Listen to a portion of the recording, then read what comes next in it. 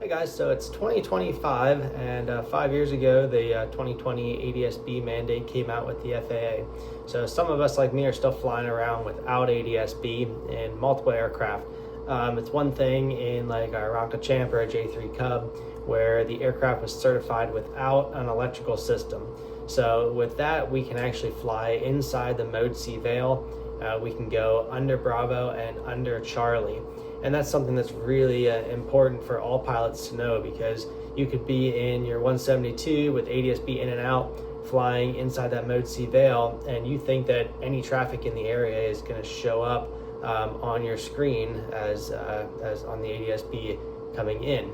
However, there could be people out there in a non-electric aircraft that are not showing up. So it just shows that it is really important to always have a scan outside the airplane and looking for other traffic. And the other thing, like the Cap 10 that I fly right now, I still do not have ADSB out on that. And I know there's people around that are in the same situation where we do have a Mode C transponder, but we don't have ADSB, and obviously we have an electrical system. So we cannot go inside that Mode C veil or inside Charlie or above Charlie unless we get prior permission or file a waiver with the FAA. So I've done it a few times to go into some airports, and I wanted to show you how easy it actually can be. So here you can see in Part 91.225 it goes over those requirements, and that the requirements of paragraph B do not apply to any aircraft that was not originally certified with an electrical system or has not been subsequently certified with a system installed.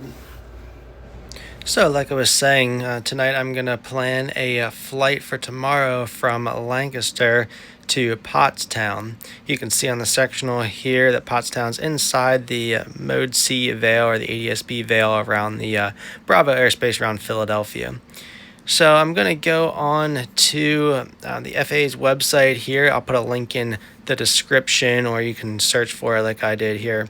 Looking for the ADSB Deviation Authorization Pre-Flight Tool, which is an FAA website. We'll scroll down there and look for Adapt. You can see on the resources on the right side or in the center there. We're going to go ahead and click on that. That's going to take us to this ADSB prediction tool, and then scroll down, you'll see the Adapt Authorization tool. And that's where we're going to fill out that flight information and entry form. Once we get to that form, it's as simple as entering some aircraft information such as your tail number, type, true airspeed, departure point, along with proposed departure, time, and altitude. For route of flight, I'm just putting PTW, then destination airport, KPTW for Pottstown, about 15 minutes en route. And then under the remarks section, I'll put unequipped for ADSB position source, and for ADSB link, and NA for mask angle. Once that's done, I can go down here and click check availability. That's going to bring me to this page here, which I will scroll down, and then I'll click on the bottom there, request a deviation. And then it's going to ask for some more information here, such as my phone number, email address, name. And as you can see here, it says should only be for rare, non-routine, non-scheduled events. I have never had them decline it, but I haven't done it too often either, so I can't guarantee anything. Once I put that information in, I'll go down to reason for request, and I'm doing fringe operation, which just means we're right inside the Mode C veil. This is a Part 91 flight.